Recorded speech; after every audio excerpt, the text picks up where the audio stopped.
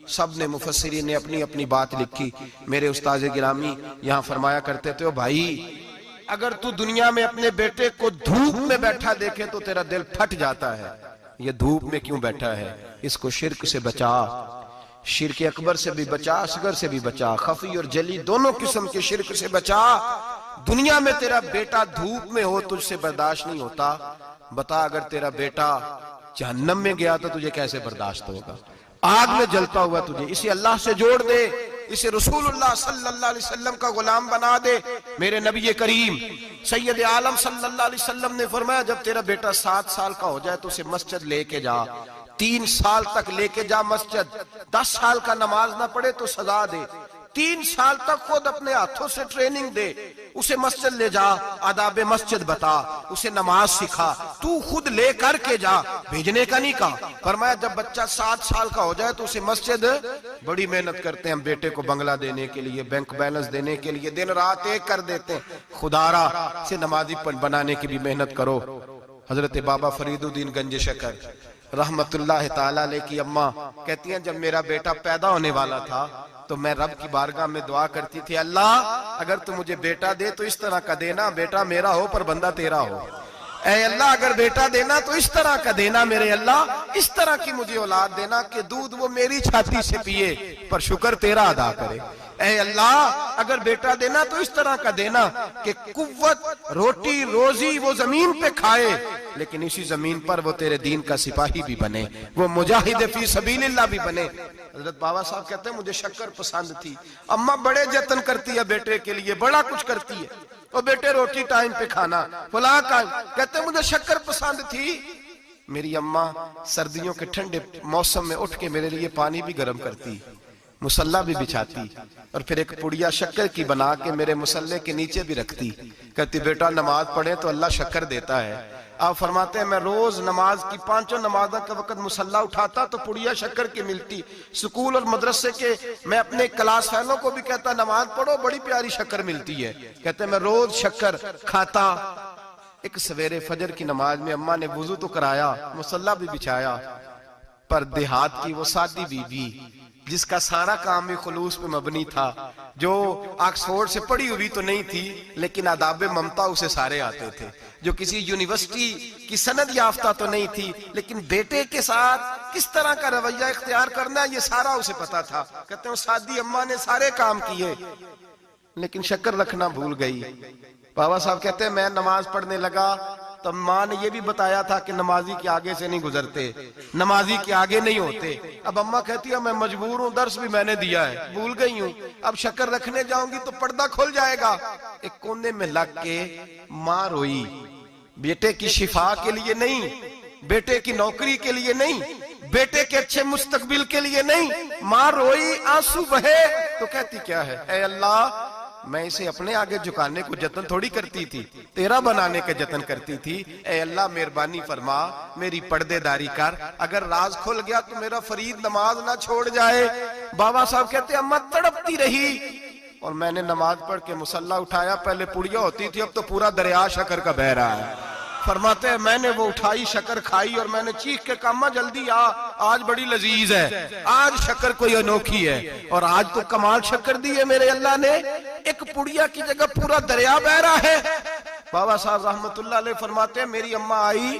اور میری اماں نے بازو کھولے تو ماں کی ممتا ہی بتاتی ہے کہ اللہ کی رحمت کس طرح کی ہوتی ہے۔ کہتے ہیں میں نے اماں کے سینے سے لگا تو اماں رو کے کہنے لگی بیٹے پہلے میں شکر دیتی تھی، آج شکر بنانے والے نے شکر عطا فرمائی ہے۔ ساری زندگی پیشانی سے سجدے کا نور نہیں گیا، ساری زندگی وہ لذت عبادت نہیں گئی، اس لیے کہ استاد نے ڈنڈے سے نمازی نہیں بنایا تھا، اس لیے کہ پیر صاحب نے یہ کہہ کہ نمازی نہیں بنایا تھا کہ نماز پڑھو گے تو روٹی میں برکت ہو جائے گی، اس لیے کہ علامہ صاحب کا وہ بات سن کے ہم نمازی نہیں بنے تھے کہ جس نماز میں بتایا جاتا ہے کہ بیماریاں ختم ہو جائیں گی نماز پڑھنے سے، اماں نے رب سے جوڑنے کے لیے نمازی بنایا تھا۔ ساری زندگی بابا صاحب کہتے رہے اٹھ فریدہ ستے آ چاڑو دے مسیت، چل ہن اٹھ فریدہ ستے آ چاڑو دے مسیت، او تو ستے رب جاگدا، تیری ڈاڈے نال پرید، ساری زندگی نماز کا، نماز کی ٹریننگ دینا، اپنے بچوں کو اپنے رب سے جوڑنا، اپنے بچوں کو اللہ کے ساتھ ان کا تعلق بنانا، ان کو رب والا بنانا، انہیں رسول پاک کا غلام بنانا، یہ ڈیوٹی ہے ماں باپ کی۔ ایک بہت بڑے محدث ہیں، اتنے بڑے محدث ہیں کہ میرے نبی کریم کی مسجد نبوی میں وہ حدیث کے استاد رہے، حضرت ربیعہ بن عبد الرحمن نبی پاک کی مسجد نبوی میں حدیث کے استاد ہوئے، اور حضرت حسن بصری جو جناب علی کے شاگرد ہیں وہ بھی حضرت ربیعہ کے شاگرد ہوئے،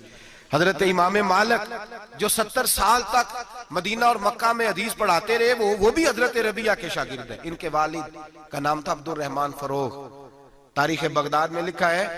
کہ بنو امیہ کے دور میں تابعین کے زمانے میں جناب عبد الرحمن بن فروغ گھر سے چلے گئے۔ ایک روایت ہے بچہ چھوٹا تھا، ایک روایت ہے بچہ ابھی ماں کے پیٹ میں تھا، جہاد کرنے چلے گئے۔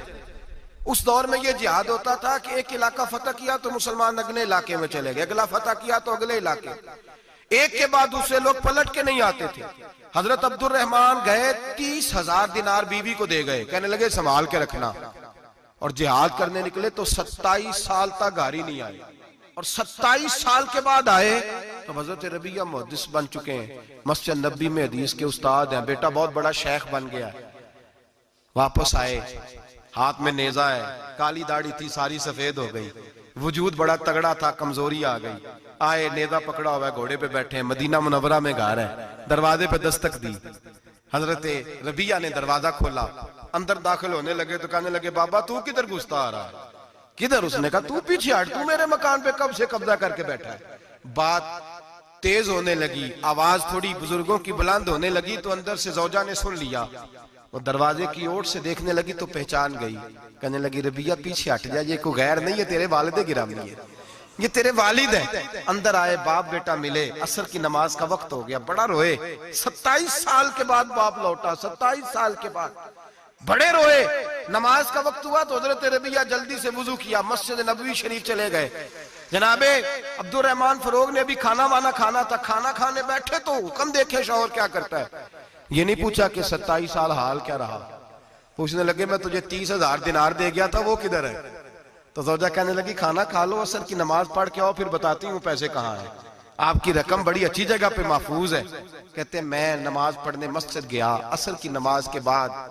میرے نبی پاک کے منبر پر ایک نوجوان بیٹھا ہے، گھر میں تو ان کا انداز ٹوپی پہننے کا تھا نا، سادے عام لباس میں، مسجد نبی میں جبہ پہنا ہے، سر پہ امامہ ہے، خوبصورت لب و لہجے میں رسول اللہ کے منبر پر بیٹھ کر، نبی پاک کے منبر پر بیٹھ کر، پتہ نہیں آپ کو اس بات کی لذت نصیب ہو رہی ہے کہ نہیں، عام جگہ نہیں، نبی پاک کے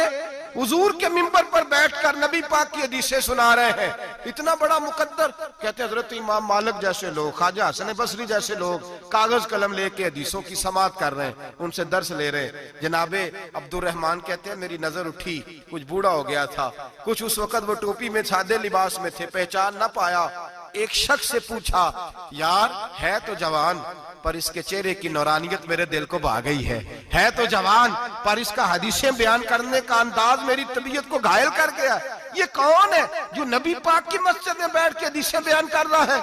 تو کہتے ہیں امام مالک کہنے لگے بابا جی چپ کر جاؤ، ہمارے استاد کے بارے میں اونچے لب و لہجے میں بات نہ کرنا، دیکھتے نہیں کتنے کتنے لوگ بیٹھے ہوئے خاموشی سے۔ تو میں نے کہا مجھے بھی تو بتا دو نا ہے کون؟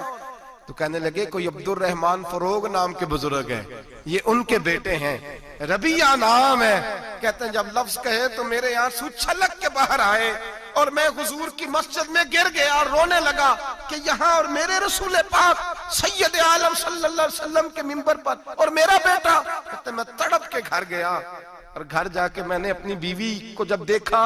تو میرے آنسو نکل گئے، میری بیوی سمجھ گئی کہ یہ میرے محدث بیٹے کو دیکھ آیا ہے۔ کہتے ہیں بیوی رو کے کہنے لگی میں نے آپ کے 30,000 دینار آپ کے بیٹے کو مصطفیٰ کریم کی حدیث کا استاد بنانے میں خرچ کر دیے،